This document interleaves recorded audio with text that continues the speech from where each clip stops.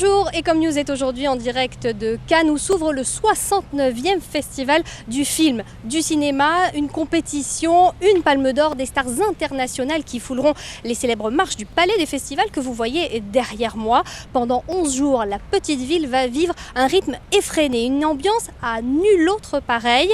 La petite ville de Cannes, 73 000 habitants, va voir sa population triplé pendant cette période. Au-delà du glamour et des paillettes, vous allez voir, le festival, c'est un enjeu économique colossal. Nous allons en parler tout de suite avec le maire de la ville, David Lisnard. Il nous attend dans son bureau.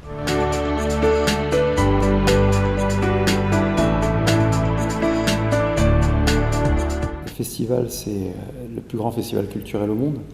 Donc l'enjeu, il est immédiat en termes de retombées, d'hébergement, de restauration, de transport, de toute cette chaîne de prestataires, dont la majorité sont des prestataires locaux, qui interviennent sur du montage, du nettoiement, de la sécurité, du catering, enfin, etc. On évalue les retombées du Festival de Cannes. La fourchette, c'est sur les 12 jours, entre 110 millions et 150 millions d'euros de retombées pour le bassin de vie, si vous voulez, pour le département ou la région. Enfin, c'est un énorme événement. Qui remplit les hôtels, qui remplit les appartements, qui remplit les taxis, qui remplit les bus, qui remplit les restaurants, qui contribue à une dynamique commerciale, même si il y a des réalités disparates derrière tout cela, donc qui apporte tout de suite de la valeur. Et les retombées du festival, elles sont bien au-delà de ces retombées directes, indirectes et induites, déjà très importantes, puisque le festival, c'est vraiment une vitrine d'une capacité d'un territoire à accueillir des événements professionnels.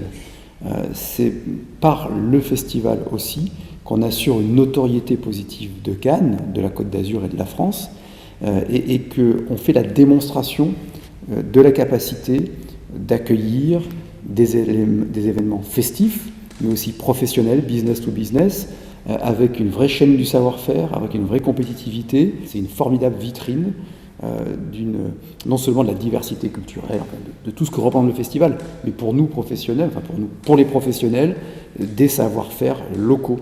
Lorsqu'on est capable d'accueillir le plus grand festival culturel au monde, lorsque parallèlement on est capable d'accueillir les G20, et puis le MIPIM, le plus grand salon des professionnels de l'immobilier, on est capable aussi d'accueillir la convention L'Oréal, tout ce qui fait la réalité de ce business, qui est un business important, qui fait travailler beaucoup de petites entreprises, de PME, qui sont fragiles, qui ont besoin de trésorerie, et d'où cette spirale vertueuse amorcée depuis 60 ans à Cannes, en particulier, puisque Cannes est devenue la deuxième ville de France en salon professionnel, par le festival, avec le festival, mais aussi avec le MIDEM, mais aussi avec le MIPTV, etc.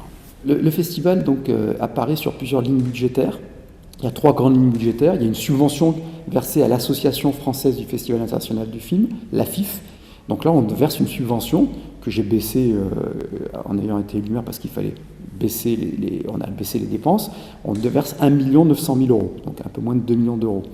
Ce qui est très peu par rapport aux retombées positives du festival. Enfin, ce qui est très peu. C'est un effort conséquent pour une ville de la taille de Cannes. On est le premier partenaire du festival. On est plus que partenaire, on est coproducteur du festival. Deuxième poste budgétaire, c'est l'achat de surfaces et de prestations sur la partie non pas marché du film, puisque maintenant le marché du film, il paye les espaces, ce qui n'était pas le cas avant, à la CEMEC, au Palais des Festivals et des Congrès, mais sur la partie festival. On met à disposition de l'organisateur le bâtiment. Donc, c'est une valorisation financière des espaces au sein du Palais des Festivals pour tout ce qui est projection, tout ce qui est artistique, pas ce qui est business. Ça représente on est bien sur 4 millions d'euros de valorisation de ces espaces et de ces prestations. Et le troisième poste, c'est tout ce que cela coûte en termes de fréquentation, donc de surcoût de services publics. Les déchets, le volume des déchets n'est pas le même pendant le festival que sur le week-end de la Toussaint. Bon, voilà. Tout ce que ça implique en termes de surveillance, de sécurité.